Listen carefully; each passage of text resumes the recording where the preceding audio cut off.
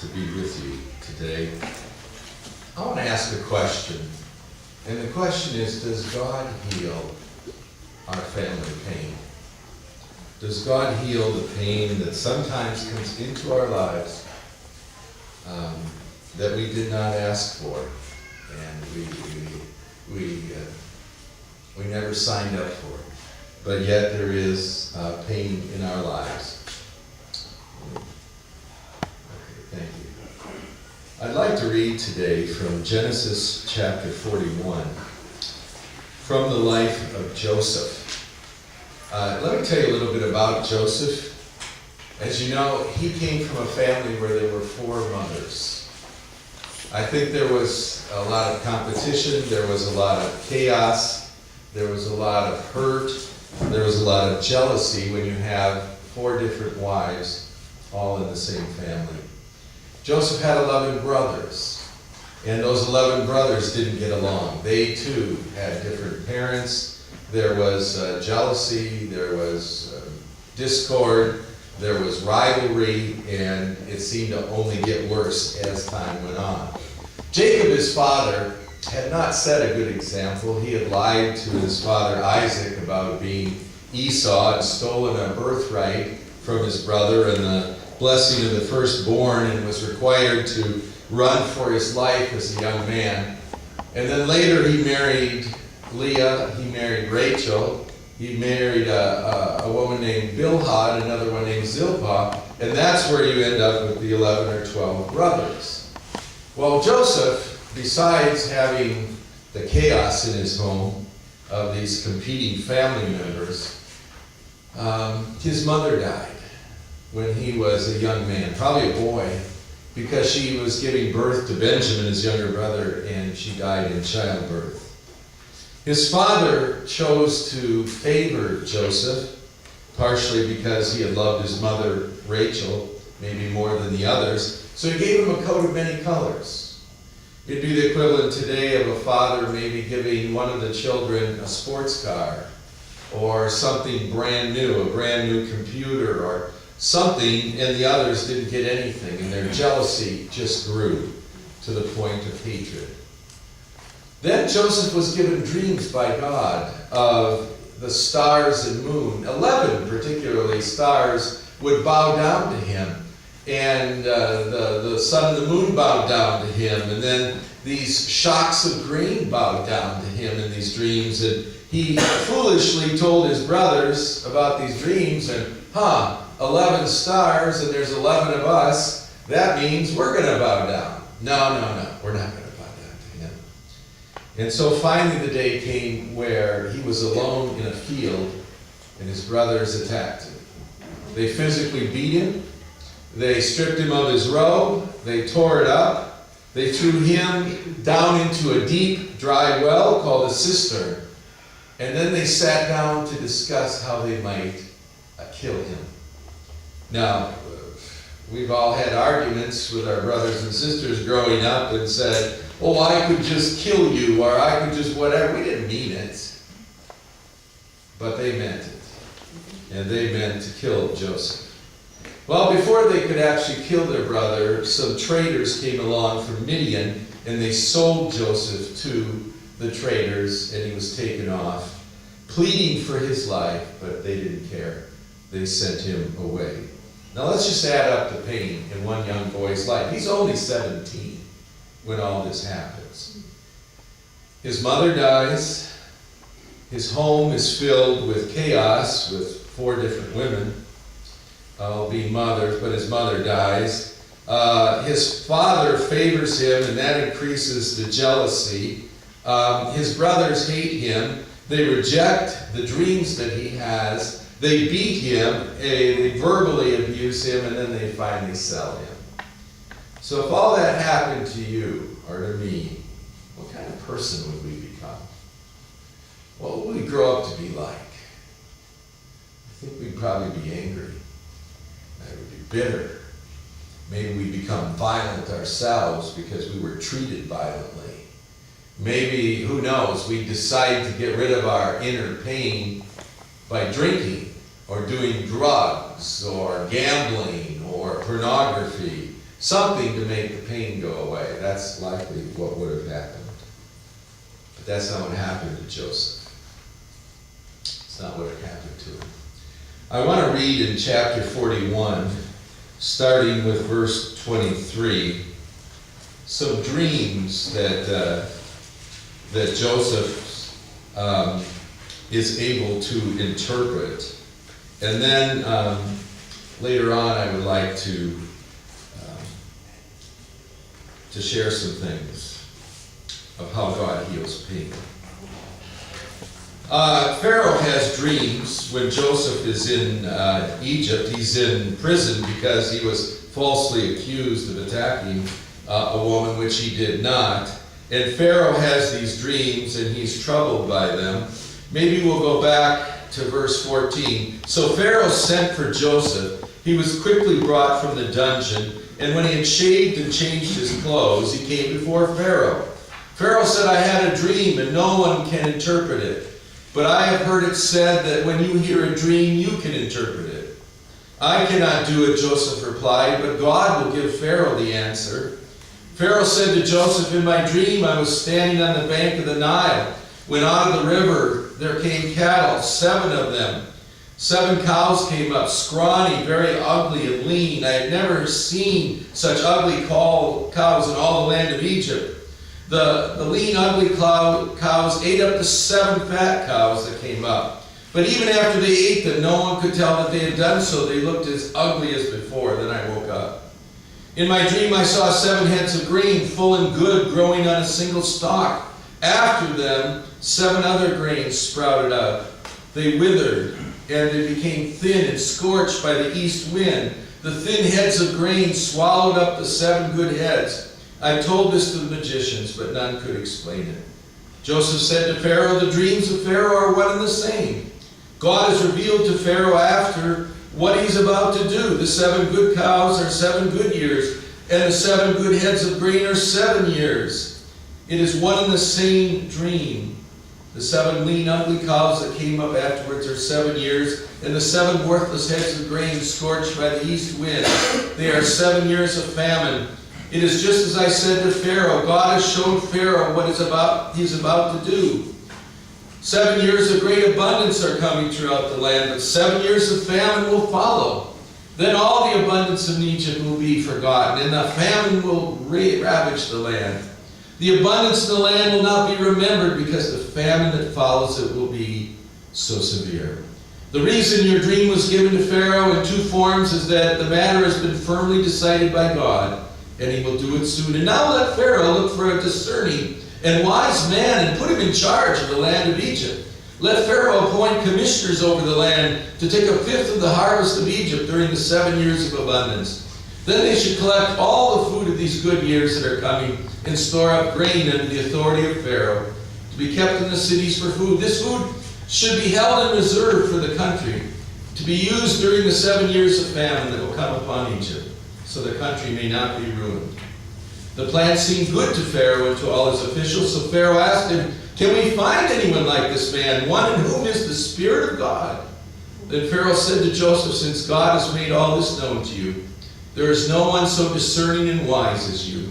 You will be in charge of my palace, and all my people are to submit to your orders. Only with respect to the throne will I be greater than you.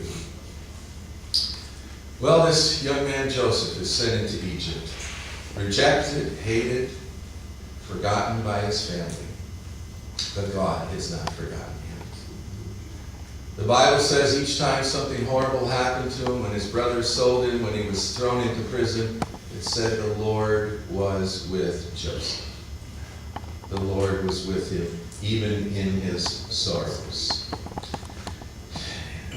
What happens to us when we get mistreated and rejected and abandoned by those, particularly in our family, is we lose trust. God designed it so that the family would be the place where we would learn trust, where we would learn to trust our parents, and we would learn to trust our elders, and we'd learn to trust even our brothers and sisters. The home is the place where we're supposed to have our hearts nurtured and our hearts made secure and to know unconditional love. And to know what it means that no matter what, I'll be accepted and I'll be cared for. Even if I fail, even if I stumble, my family will receive me. And they will love me. They will forgive me if need be, but they will always accept me. Joseph never knew any of that. He only knew rejection. He only knew hurt, loss, abandonment, abuse, violence. That's all he ever knew. And when that happens to us, we lose trust. What is trust? It's the willingness to commit your welfare to another person, believing they will guard your heart. We all have to trust somebody. And when we trust them, we believe that they care about us and they're going to act in our best interest and they're going to guard our heart. You see, we're born with a need to trust others and open our hearts to them.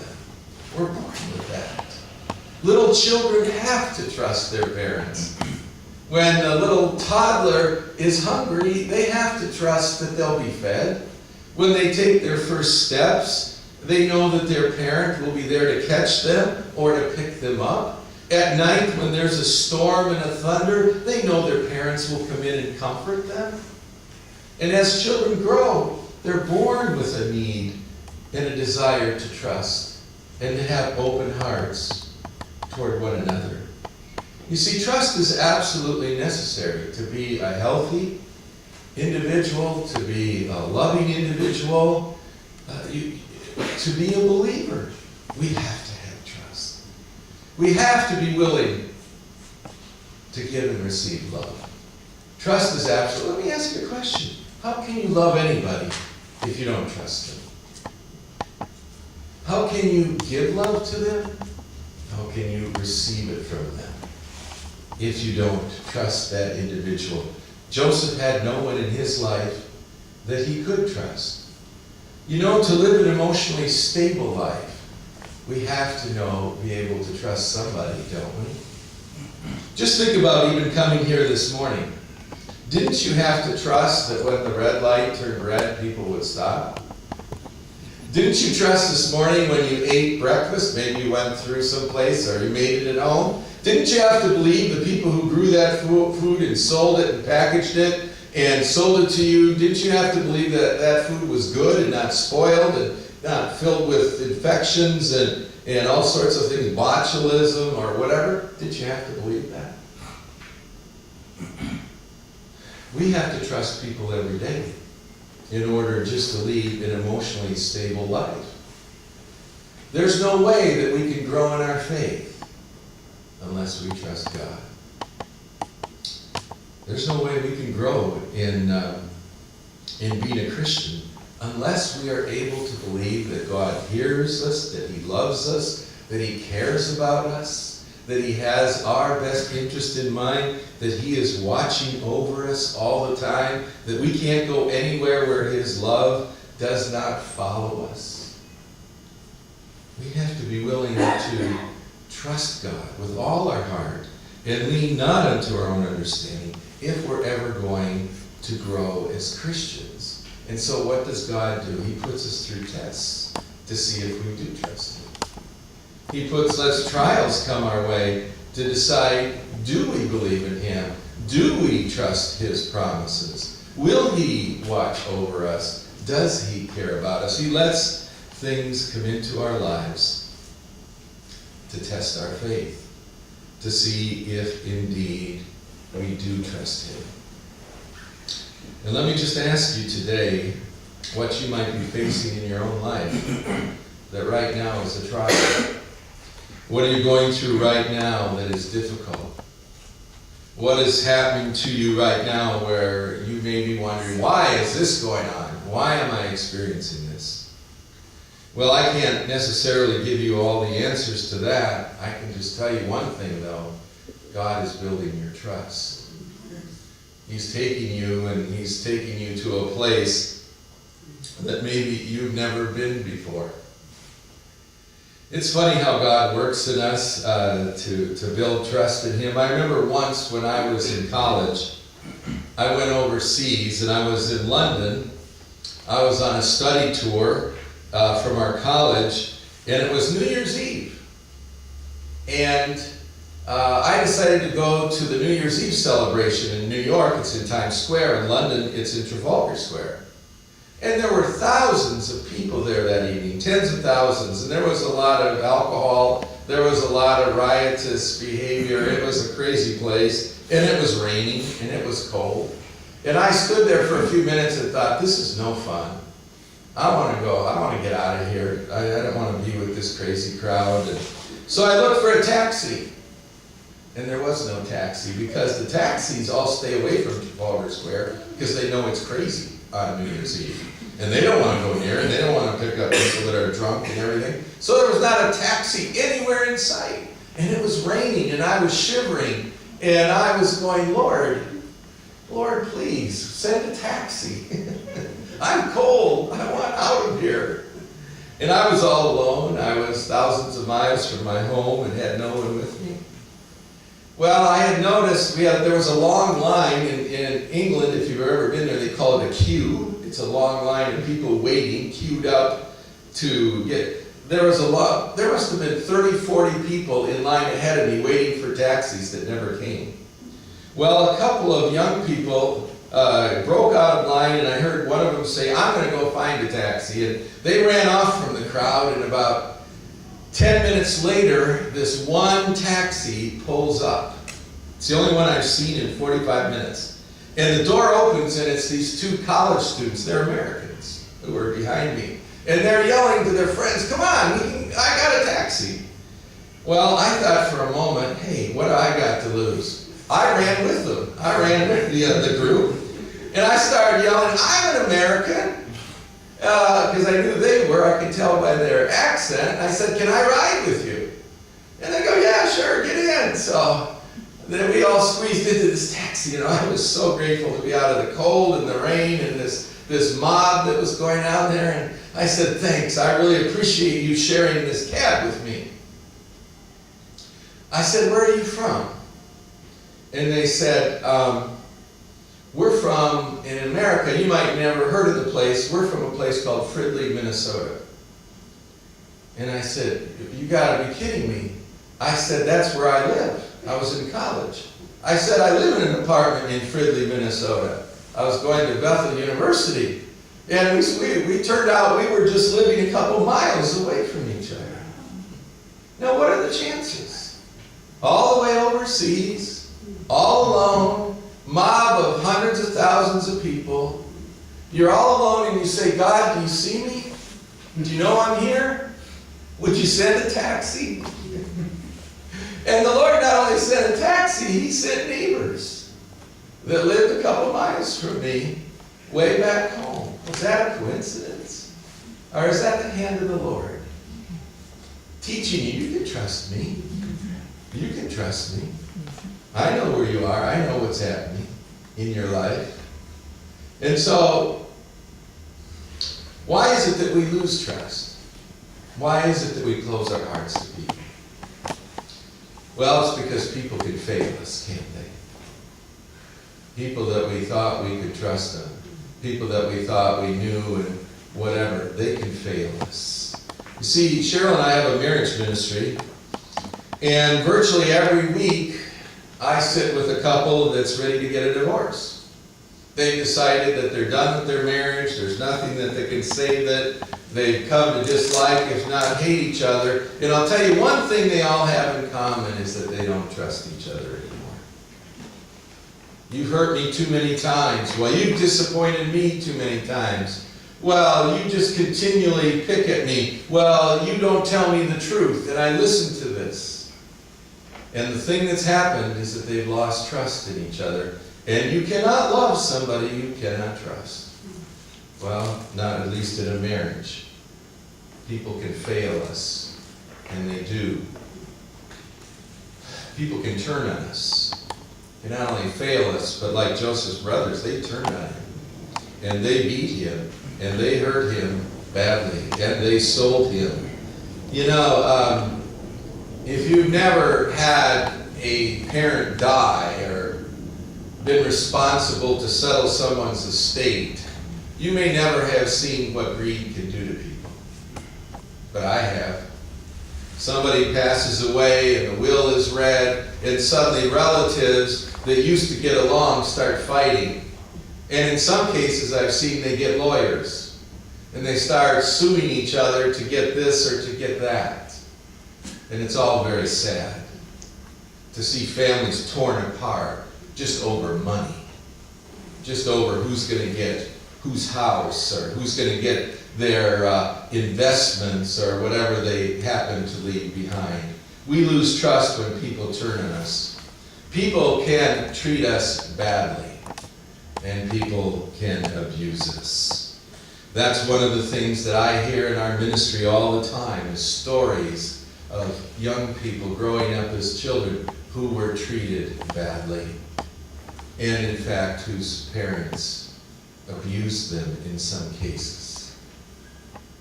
And the damage from that can last an entire lifetime. Now I hear one story after another, this one young boy, his father left when he was a young boy, and his mother went home to live with her family because she couldn't support herself, and her brothers, which was this young boy's uncles, they used to make fun of this little boy, their nephew. The grandfather called him driftwood, and that's the wood that washes up on the shore that has no value. He was called driftwood, that was his nickname. His uncles would put him up on the refrigerator, and he was only 2 or 3 years old, so he couldn't climb down, and they'd leave him up there for an hour while he would cry and beg to be let down. He couldn't jump, he couldn't crawl down, he was too little. And his uncles would just laugh and think that was funny as they'd watch the boy squirm and cry and beg. People can treat us badly. They can abuse us. That can cause us to lose trust. People can neglect us. People can abandon us. People can just walk away. And again, that's one of the stories I hear all the time, is how somebody was growing up in a home that they thought was secure. They thought both parents loved them. They thought everything was fine. They were young children. They were happy in their home. And one day the parents called them in the living room and say, "We're getting a divorce." And in 2 or 3 days, the father has packed his things, and out the door he goes. Oh, what an impact that can have, whether it be a mother or a father that walks away and leaves their children to grow up on their own and not being involved in their lives. I was speaking out in Roanoke, Virginia at a church that was a storefront. And I was presenting this Healing the Heart material, which we'll be presenting this afternoon, and you're welcome to join us if you haven't so far. We'd love to have you come at 1 o'clock. But this man was a street person. He lived on the street, you could see that. If he was in Chicago, we pray he'd end up in Chicago or at Pacific Garden Mission. But he came in and you could tell his face had been ravaged by years of alcohol. And he was skinny from not eating properly. And he looked probably twice his age because he had lived such a hard life. And he came and sat down in the front row and he listened to me talk about how God can heal our hearts. And he really paid attention. He was sober. And when it was over, he got up and he said, "Pastor, could I talk to you?" And I said, "Sure." I sat down next to him.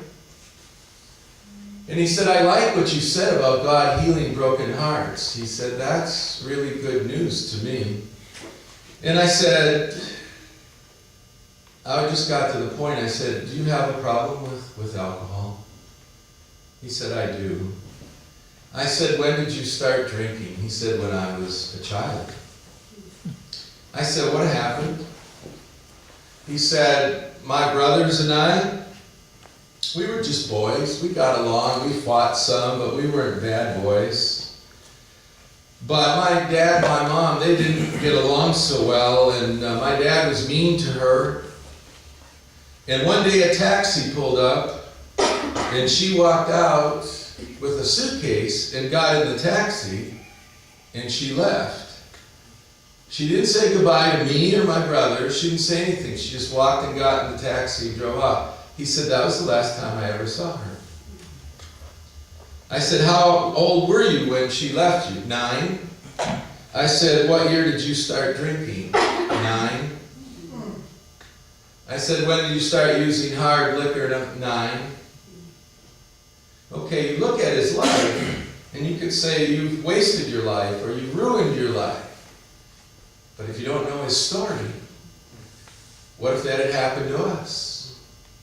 What if we had had his experiences? Would we have turned out better? Well, by the grace of God, I hope so. But I can't judge him. His behavior was wrong, but he drank away his pain all these years. Why? Because he was neglected and he was abandoned. That's not an excuse, but it is an explanation of what can happen when our hearts... People can lie about us. People can lie about you. They can say things that aren't true. And now that there's social media, when you tell a lie, it goes viral, right? When I was back in school, this is how far back it goes, we used to pass notes, or girls would pass notes about each other. And they'd get intercepted, and the teacher would read it, and it was just horrible. Today, you don't have to pass a note, you just have to go to Instagram or Facebook. You just have to go to Snapchat. You just have to go to one of the social medias. You can say something about someone and ruin their life with just a click of a button. And does it ever get, if it's a lie, does it matter? Does anybody ever take it down or reverse it? Not often. It's out there forever. People lie about us, and then we close our hearts to them. Well, when our trust is broken, what do? The most common reaction is, okay, I don't trust anybody. I'm going to have to take care of me. If anybody's going to take care of me, it's got to be me. And we start to develop this attitude in life, I don't need anybody, and in fact, I don't trust anybody, so I'm just going to take care of myself. Joseph could have easily become that kind of person. He could have easily said, my brothers have betrayed me and sold me. The Egyptians have imprisoned me. You know, I've got this dream about what's going to happen to Egypt. I'm not going to tell them. I hope they all starve to death. I hope God does send famine. I mean, he could have been that kind of person. But thank the Lord, he wasn't. What can happen is our hearts can detach from our emotions, where we actually don't feel any concern. We don't feel any pain for anyone any longer. We don't care when our spouse is hurting. We don't pay attention when coworkers are in trouble. Let them just deal with it. I don't have any time for this. And besides, it's not my problem. And we begin to detach our emotions, and we begin to shut down and close our hearts to people where we don't feel happiness, we don't feel sadness, we feel nothing. And detachment is one of the problems that happens all the time in marriages. One or both spouses detaches and like, I don't care. See, there's 3 stages any marriage might be in today. There could be harmony, there could be connection, unity. Hopefully that's where you're living. But in some marriages, the next stage is conflict, where now there's not harmony any longer, or unity. Now there's conflict and distrust and arguing and fighting. Believe it or not, that's not the worst stage a marriage can reach, where there's fighting. There's one that's even worse. That's when the person, stage 3, withdraws. They don't even argue anymore. They just withdraw from the marriage. Emotionally, physically, they are just emotionally withdrawn. They do not care any longer. They don't even want to fight. They don't even have any investment to do that. They are just starting to back out. And we can see the signs of withdrawal when it starts coming into a marriage. Maybe they start taking separate days off. Maybe they start keeping separate bank accounts. Maybe they develop their own group of friends and they don't really connect with each other any longer. And, some couples, they're sleeping in different rooms when they come to us. What's happening? They've withdrawn. And that's even more dangerous than conflict. Because once you start to emotionally withdraw and physically withdraw, the day comes where you finally legalize it and it's called divorce. That's the ultimate withdrawal. Or you get involved in an affair, but we detach our emotions. When our trust is broken, our hearts decide that relationships are too risky. I don't really dare trust you because I've trusted before and I've gotten hurt. Our hearts decide never to forgive and to get even. We decide, no, I'm not going to let go of what happened to me, and in fact, I'm going to pay them back for this. They hurt me, I'm going to turn around and hurt them twice as much as they might have done me. Forgiveness is canceling the moral debt that someone owes you. It's canceling their moral debt. And it's refusing or giving up your right to pay them back. Real forgiveness. If you're going to forgive someone, you do two things. You say, I cancel the debt that you did something to me, I cancel that debt. Not only that, I give up the right to pay you back. And I'm going to leave it with God to settle your account. Forgiveness is rare.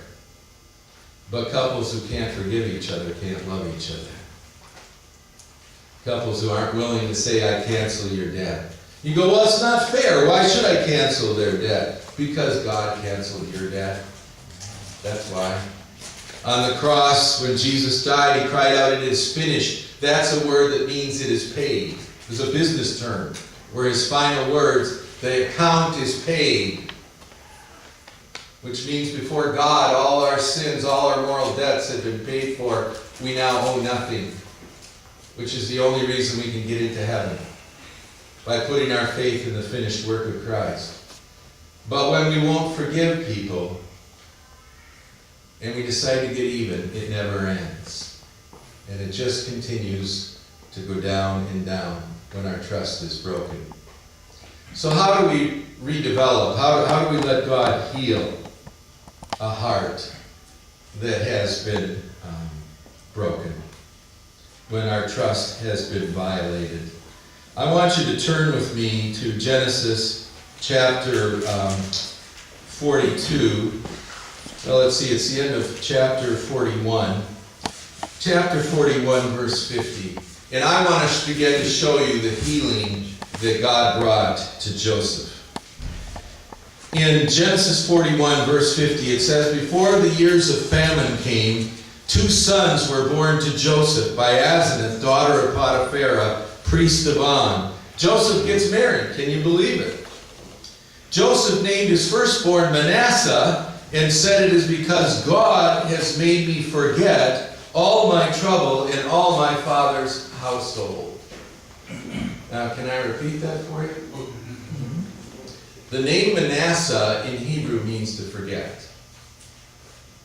It's kind of funny, isn't it? You can imagine someone came up, Joseph, you got a son. What's his name? And Joseph said, I forget. And they go, well, no, you must remember his name. No, I forget. No, that is his name. No, you forgot his name. Well, see, it's trouble when you name your child, I forget.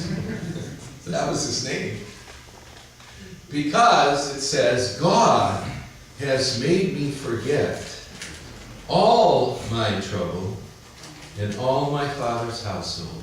That doesn't mean Joseph couldn't remember that he was beaten, that he was sold, that he was hated, it doesn't mean he didn't remember that. It means it no longer was his identity. He was no longer the hated one, the rejected one. He was no longer the forgotten one. That isn't who he was. Do you let the things people have done to you, do you let that become your identity? That's a mistake. Our identity is in Christ, not in how people act. And Joseph somehow in his years of trial, came to the place where he said, God, I now see what's happened to me is not my identity. You are my identity. And so you have made me forget all the trouble that I have known in all my Father's household. You see, Jesus can heal the pain, even of our homes, even of our past. Well, he has a second son, and he's named here as well. He said this. He named his firstborn Manasseh. The second son, verse 52 of chapter 41, the second son he named Ephraim and said, it is because God has made me fruitful in the land of my suffering. The word Ephraim means twice fruitful. It's kind of like double mint gum, or it's a mega lottery or something. You have made me abundantly fruitful right here in the land of my suffering. Friends, there's encouragement in that. Doesn't mean you've got to move out of state to have your pain healed. You don't have to find another job, change your name. You don't have to do some radical kind of shift. God can make you fruitful right here and now.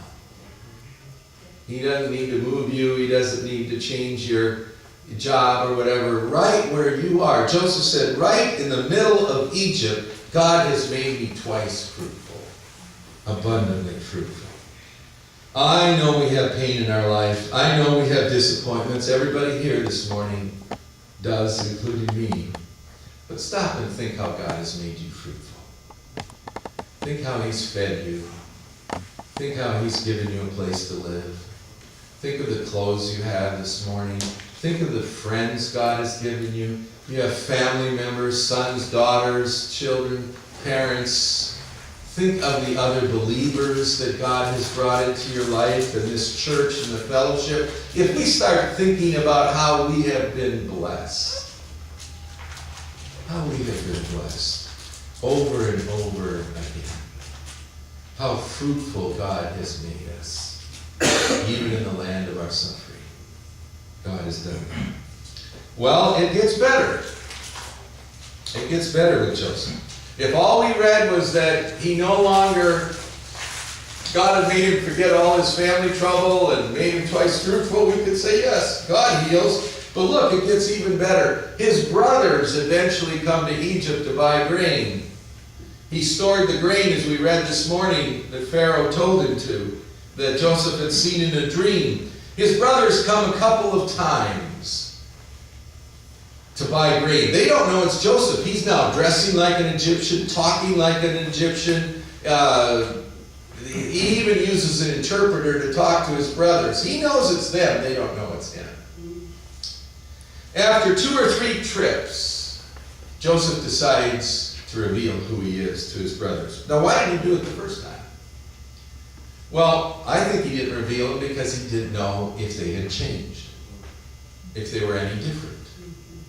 He didn't know if they were the same guys that tried to kill him and that sold him.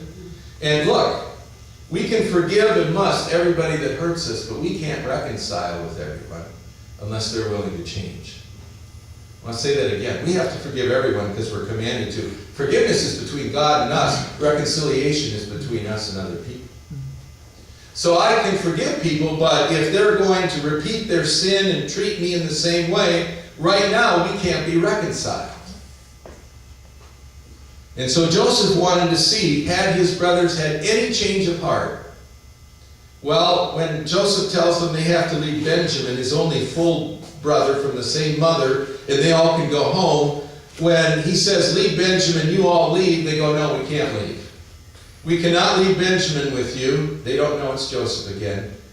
Because his other brother is dead, and his father Jacob would die of grief if his other son was taken. And Judah steps forward, the 4th son, and he goes, make me the prisoner. I'll stay, send Benjamin home.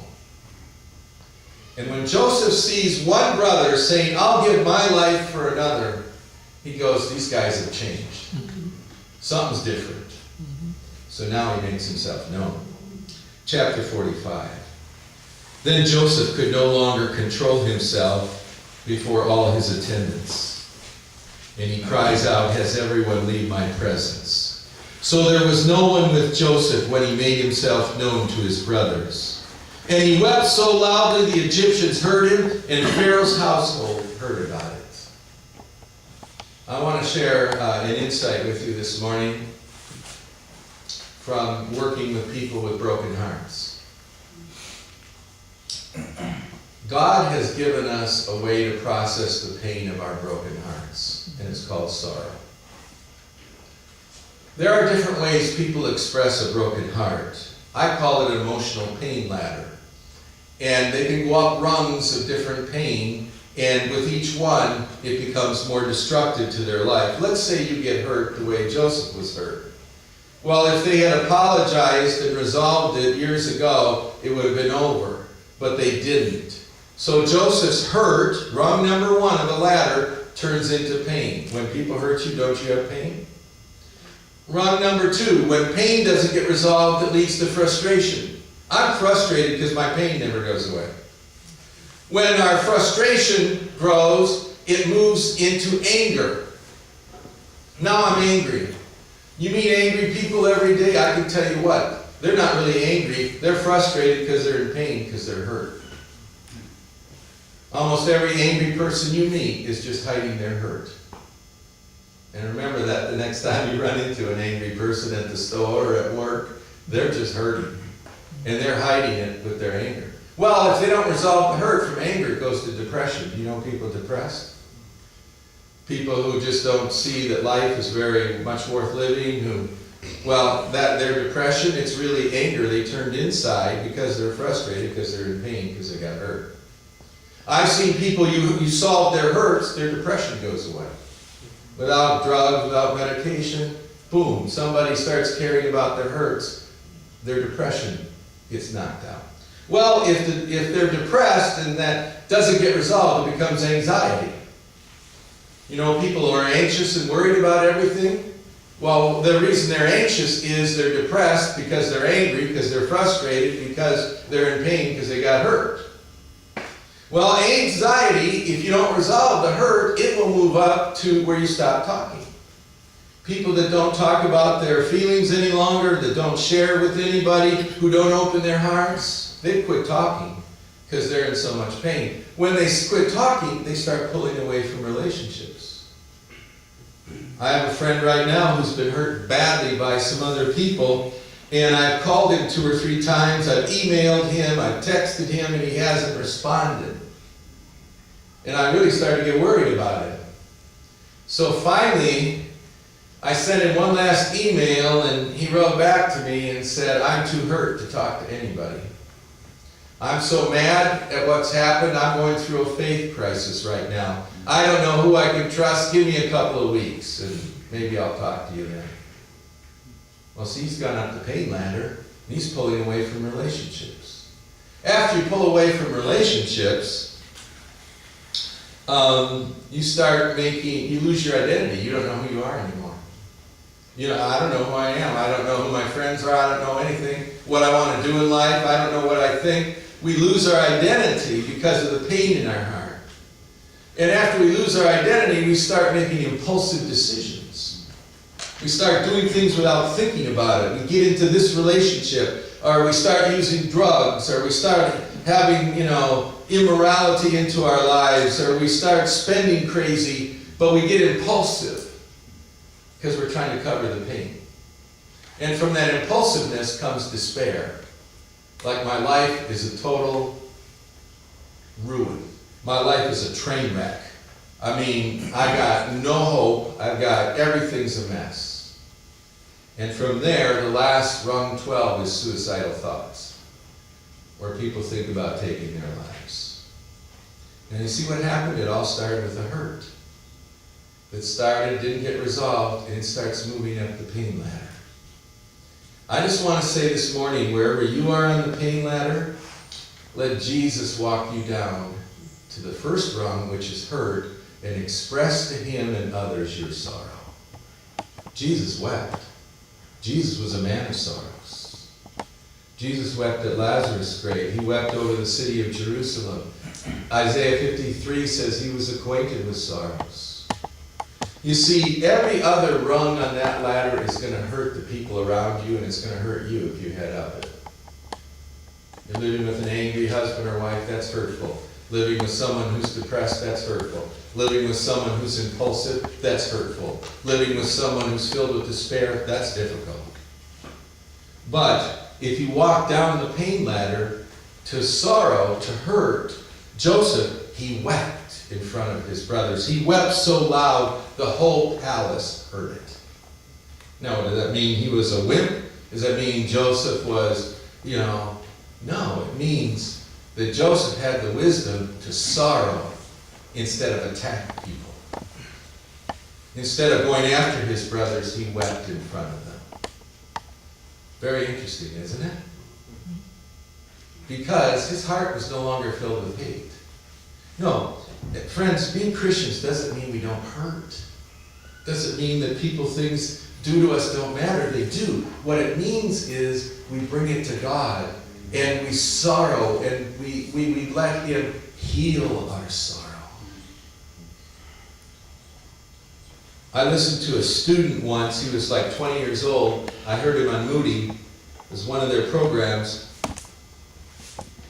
He had AIDS. He was dying of AIDS. He had not contracted AIDS through sexual behavior. He had gotten it through a blood transfusion. And this was before. Today they have a lot of remedies to extend life. Then they didn't. And he was a Christian. And he traveled the last year of his life around the country speaking at college campuses. And I happened to hear his message on the radio, powerful message. He said, people ask me, are you mad at the person that gave you AIDS? He said, well, yes. He says, did it upset you? He goes, well, yes, I'm never going to marry. I'm never going to have children. I'll never have a family and a life. My life is quickly ebbing away. Well, aren't you angry? He said, no, I'm not angry. He said, I was tempted to be angry. But when I started getting angry, I was hurting people around me. I was angry at my friends, my parents. I was angry, and that was hurting them. And I saw, I don't want to hurt them with my anger. He said, God showed me that I should sorrow instead of get angry. He said, so I have grieved and sorrowed what's happened to me. And he said, nobody has gotten hurt because of it. Wow, I heard that, and I sat up. I said, there is wisdom. Way beyond this young man's years. Whoa, this guy is smart. He's wise. Instead of spewing out anger, he let his heart flow with sorrow. And nobody got hurt. You see, that's God's way of us processing our hurt. Is through our sorrow. It's not weakness. It's not silliness. It's not whatever. Joseph was the most powerful man in Egypt, and he wept so loud that everybody in the palace heard it. See, for God to heal your pain, you got to visit it. You got to acknowledge it. You got to go to it. And in prayer, Jesus, what did this do to my heart when this happened to me? Jesus, how would you heal this pain? And God will help you. Joseph said to his brothers, I'm Joseph. Is my father still alive? But his brothers were not able to answer him because they were terrified at his presence. They're going, oh, we are so dead. We are so gone. This is Joseph, the guy we sold. He's now in charge of Egypt. We are done for. Like, this is our last day of life. That's why they were terrified. Then Joseph said to his brothers, come close to me. You know one sign of a healed heart? Is when you want people to come close to you again. Instead of pushing them away. Get out of here. Leave me alone. Don't come near. When we don't trust anybody, it's just get out of here. Don't talk to me. But Joseph says, come here. Come here. Come close to me. Boy, what a remarkable thing for a man who had been hurt. The way he had been hurt. When they had done so, he said, I am your brother Joseph, the one you sold into Egypt. Now listen, this is part of the healing process. We have to tell the truth. You can't be healed over things you deny. Oh, that didn't happen. That wasn't so bad. They didn't really mean it. Look, Joseph looks at them and says, you sold me into Egypt. You can't have healing unless there's truth. If you want to reconcile relationships, you've got to talk about what happened, the way it went down, what people did. You can't sugarcoat it. Okay? And I'm sure they're thinking his next sentence will be, and you are all dead men. I got the gallows. I built them out here. I was just waiting for you. That's not what he says. He says something so amazing, if it wasn't in God's word, you could hardly believe it happened. This is what he said. And now do not be distressed and do not be angry with yourselves for selling me here. Joseph, God has done such a healing in him, he actually cares about the people that hurt him. He's worried about what state they're in. Oh, unbelievable. He goes, don't be distressed. Don't be angry. Why? Because it was to save lives that God sent me ahead of you. Okay, we're talking about the same set of facts.